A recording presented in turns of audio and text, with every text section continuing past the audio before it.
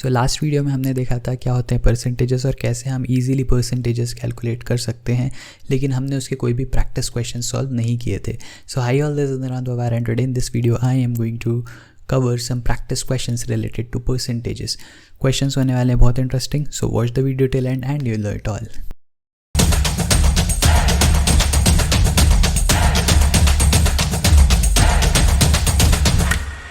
So let's get started with the part 1 of practice questions for percentages. इस वीडियो में हम लोग 4 प्रैक्टिस क्वेश्चंस कवर करेंगे और फिर अगले वीडियो में हम और 4 अलग क्वेश्चंस कवर करेंगे. But before I get started with this question number 1, अगर आप इस चैनल के वीडियोस रेगुलरली देख रहे हैं लेकिन आपने अभी तक चैनल को सब्सक्राइब नहीं किया है, सो प्लीज़ जाके चैनल को सब्सक्राइब कर देना और इस वीडियो को लाइक कर देना.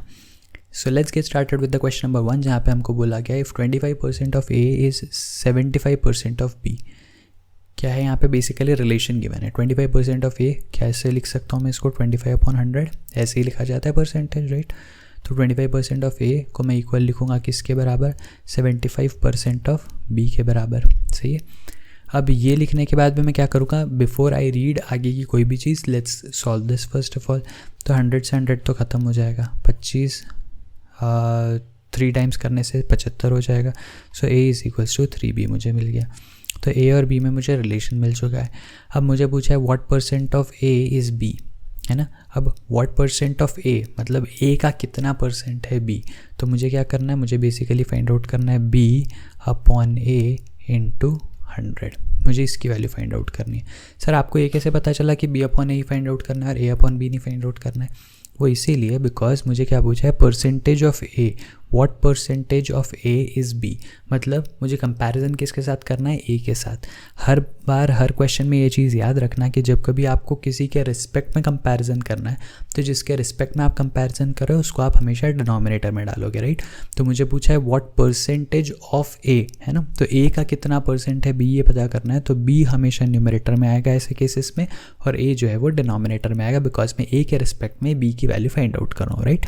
सो बी अपॉन ए इंटू 100 की वैल्यू मुझे बेसिकली फाइंड आउट करनी है. मैं क्या कर सकता हूँ, यहाँ पे बी लिखूंगा, ए की जगह आई कैन राइट 3b और यहाँ पे मैं लिख दूंगा इंटू 100. यहाँ से बी खत्म हो जाएगा, 100/3 कितना हो जाएगा, 33.3%. So this will become my final answer. तो देखा आपने ये कितना आसानी से सॉल्व हो गया.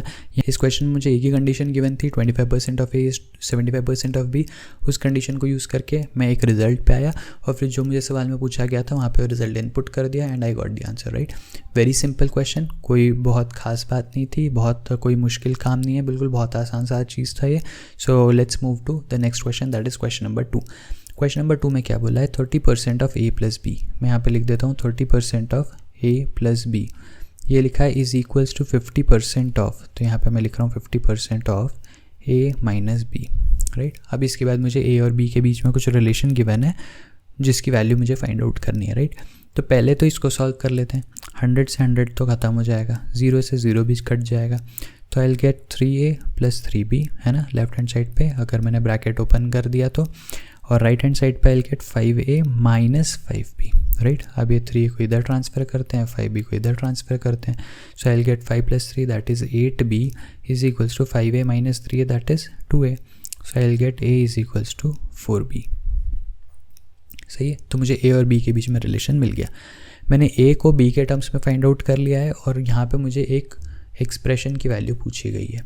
ये एक्सप्रेशन क्या है, 3a minus 2b upon 3a plus 8b. सही है. तो यहाँ पे क्या करूँगा, मैं a की जगह सारी वैल्यूज़ b के टर्म्स में पुटअप कर देता हूँ. पूरा इक्वेशन जो है वो b के टर्म्स में आ जाएगा, ऊपर भी b रहेगा, नीचे भी b रहेगा और फिर मैं इसको कैंसिल आउट करके अपना आंसर फाइंड आउट कर लूँगा, राइट. तो 3 यहाँ पे a की जगह I put 4b, right, minus 2 b की जगह आई पुट b को b ही रहने देंगे, राइट, डिवाइडेड बाई 3 a की जगह अगेन 4b प्लस 8b. सही है.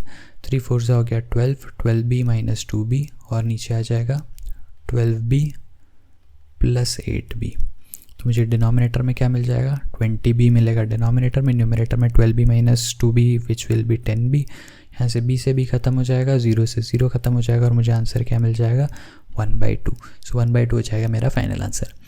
क्या सीखने मिला इस सवाल से कि आपके पास जो भी गिवन कंडीशन हो आप उसको सिंपली ट्रेडिशनल वे में 30% of something 50% of something given है, आप सिर्फ उस इक्वेशन को सॉल्व कर लो, आपको कुछ ना कुछ रिलेशन मिल जाएगा, उस रिलेशन को आप जो भी गिवन क्वेश्चन है उसमें पुटअप कर दो and you will get the answer. It is as simple as that. बहुत सारे क्वेश्चंस आपको इसी तरीके से परसेंटेजेस में डायरेक्टली वैल्यूज़ पुटअप करके मिल जाएंगे, राइट। धीरे धीरे हम क्वेश्चंस का लेवल बढ़ाते चले जाएंगे। 4 क्वेश्चंस हम इस वीडियो में डिस्कस करने वाले हैं। वीडियो आखिरी तक देखना, बिल्कुल कोई पार्ट मिस मत करना। We can move to the next question, that is question number 3। लेकिन before I get started with this question number 3, अगर आप वीडियो अब तक देख रहे हैं और ये वीडियो आपके नॉलेज में थोड़ा भी वैल्यू ऐड कर रहा है, सो वीडियो को अभी के अभी लाइक कर देना और अपने उन फ्रेंड्स के साथ शेयर कर देना जो आपके साथ ही एप्टीट्यूड का प्रिपरेशन कर रहे हो for any of the given exam, right. Question number 3 में क्या बोला, if x is 60% less than y then find the value of 2x upon 2y minus x। तो किसी पर्टिकुलर चीज़ की वैल्यू निकालनी है, उस पर फिलहाल मैं ध्यान नहीं दे रहा। सवाल में क्या दिया हुआ है पहले ये देखता हूँ। x इज़ मतलब x is equals to 60% less than y। तो एक काम करेंगे, इसको इस तरीके से नहीं सॉल्व करेंगे, इसको मैं इरेज कर देता हूँ। सवाल पढ़ के मुझे क्या समझ में आया, x जो है वो 60% लेस है किसके कंपैरिजन में, y के कंपैरिजन में। अब मुझे y और x की डायरेक्ट वैल्यूज़ तो नहीं पता, तो मैं क्या करूँगा, मैं y को 100 मान लेता हूँ। सर आपने ऐसे कैसे 100 मान लिया, क्योंकि मुझे एग्जैक्ट वैल्यू से कोई लेना देना नहीं है, राइट। मुझे x और y के बीच में रिलेशन गिवन है। अगर y 100 होगा तो x की वैल्यू कितनी हो जाएगी, x 60% लेस है। 60% लेस है मतलब 40% है बेसिकली, तो 40% ऑफ 100 कितना हो जाएगा, 40 हो जाएगा। तो यहाँ पे मैं लिख सकता हूँ if y is equals to 100 then x is equals to 40, है ना। तो जो गिवन कंडीशन है कि x 60% छोटा है y के कंपैरिजन में, उसी कंडीशन को यूज़ करके मैं बोल रहा हूँ कि अगर मेरा y 100 होगा तो मेरा x जो है वो 40 हो जाएगा, सही है। और अब मुझे फाइंड आउट करनी है किसकी value, 2x divided by 2y minus x की। तो 2 इंटू एक्स की जगह आ जाएगा 40, यहाँ पे y की जगह आ जाएगा 100 और मुझे मिलेगा माइनस 40।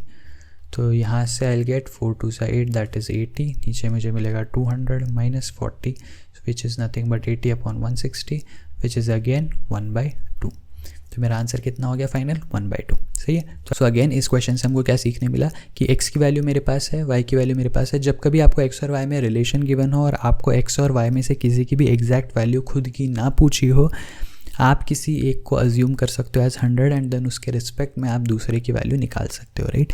ये सेम चीज़ हम आने वाले क्वेश्चंस में भी करेंगे, जो हम सेकंड पार्ट देखेंगे इस वीडियो का, जहाँ पे हम आगे के 4 क्वेश्चंस प्रैक्टिस करेंगे, वहाँ पर भी हम इसका बहुत ज़्यादा यूज़ करने वाले हैं। तो ये फैक्ट हमेशा याद रखना कि जब कभी आपको x और y के बीच में कुछ relation in terms of percentage दिया हो और x और y में से किसी की भी एग्जैक्ट खुद की वैल्यू नहीं पूछी हो, वहाँ पे आप वैल्यूज़ अपने मन से अज्यूम कर सकते हो, one of them as 100 and then उसके रिस्पेक्ट में दूसरे की वैल्यू।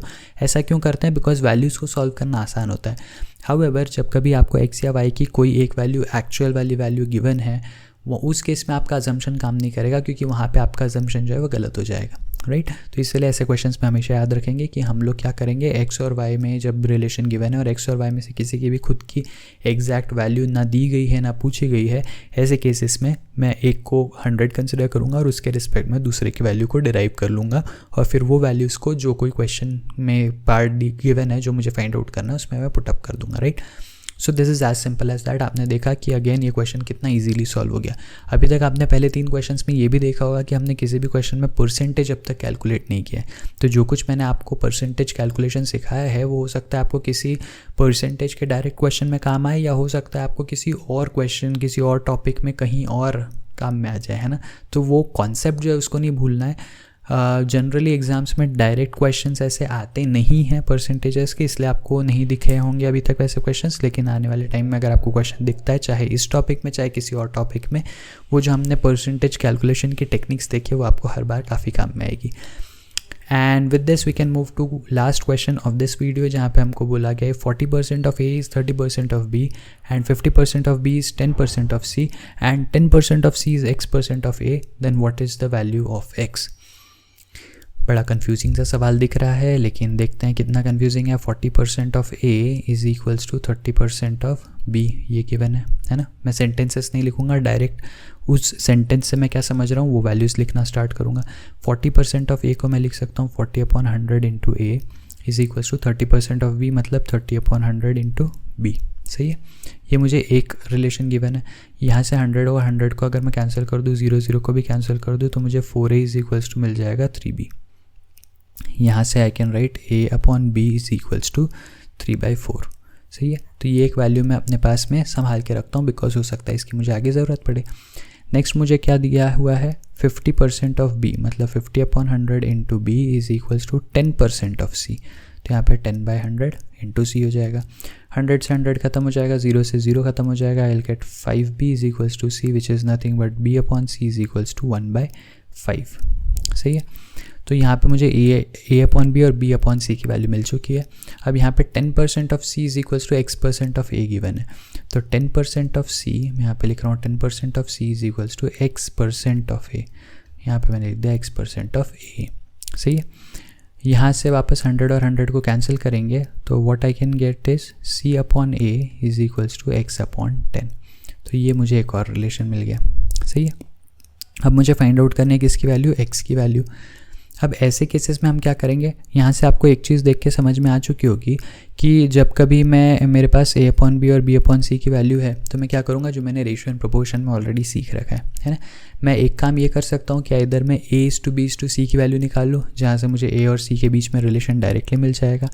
या फिर मैं एक काम ये भी कर सकता हूँ कि मैं यहाँ पे a और c की वैल्यूज़ जो है वो दूसरे इक्वेशन से लाके सब्स्टिट्यूट कर दूँ। कैसे, अगर यहाँ पे आप देखो तो ये रिलेशन है a और b का, ये रिलेशन है b और c का। तो दोनों रिलेशंस अगर मैं b के टर्म्स में निकालूँ, a की value in terms of b निकालूँ, c की value in terms of b निकालूँ और इसमें पुटअप कर दूँ, तो I will gate my answer, है ना। तो वो भी एक तरीका हो सकता है, एक रेशियो प्रपोर्शन वाला तरीका भी हो सकता है। फिलहाल ये रेशियो प्रपोर्शन के टॉपिक में के अंडर मैं नहीं पढ़ा रहा हूँ, इसलिए मैं इस चीज़ को जैसे मैंने वैल्यू सब्स्टिट्यूशन का मेथड बताया उससे सॉल्व करूँगा। अदरवाइज़ आप रेशियो प्रपोर्शन वाले मेथड से भी कर सकते हो। अगर आपको नहीं पता कि मैं किस वीडियो का रेफ़र कर रहा हूँ, सो रेशियो एंड प्रपोर्शन में जाके आप देख सकते हो कि हमने वो वाली प्लेलिस्ट को एक बार चेकआउट कर लेना। वहाँ पे मैंने ये चीज़ डिस्कस की थी कि कभी भी आपके ऐसे दो सेपरेट रेशियोज़ है a/b और b/c का, तो आप a/b/c का एक कंबाइंड आपस में एक दूसरे के साथ क्या रेशियो है वो फाइंड आउट कर सकते हो, right. However coming back to this question, मैं यहाँ पे a की वैल्यू क्या लिख सकता हूँ, 3/4 टाइम्स ऑफ b। सही है, ये मेरी a की वैल्यू हो गई। और यहाँ से मैं c की वैल्यू लिख सकता हूँ कितनी, 5 times of b।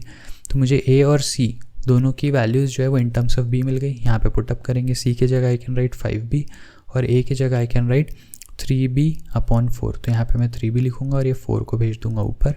This will be equal to x/10। यहाँ से b और b कैंसिल हो जाएगा, मुझे x की वैल्यू क्या मिल जाएगी, 5 × 4 × 10/3। 5 4 से 20, 20 × 10 हो जाएगा 200। तो 200/3 विच इज़ नथिंग बट कितना, 3 6 18, 66.6, है ना। तो ये मुझे x की वैल्यू मिल जाएगी। So I can write here कि कि basically x% of a c की वैल्यू थी, है ना।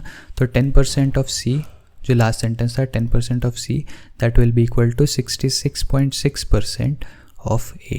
ठीक है, तो ये हो जाएगा मेरा final answer. So I hope इस वीडियो में डिस्कस किए गए सारे क्वेश्चंस आपको समझ में आए होंगे। अगर किसी भी क्वेश्चन या इस परसेंटेज से रिलेटेड किसी भी कॉन्सेप्ट में आपको डाउट है तो प्लीज़ मुझे कमेंट सेक्शन में लिख के बताना। I will try my best to give you the solution of it. अगर आपको कोई क्वेरी नहीं भी है तो I will be very grateful to all of you if you can provide me some feedback on this particular video, कि मैं इस वीडियो को और किस तरीके से इम्प्रूव कर सकता हूँ या क्या आपकी एक्सपेक्टेशंस है इस पर्टिकुलर चैनल और इस पर्टिकुलर वीडियो से। I will wait for your feedback in the comment section and I will see you again in the next video with some more practice questions on percentages. Till then, be happy, be safe, take care, bye bye.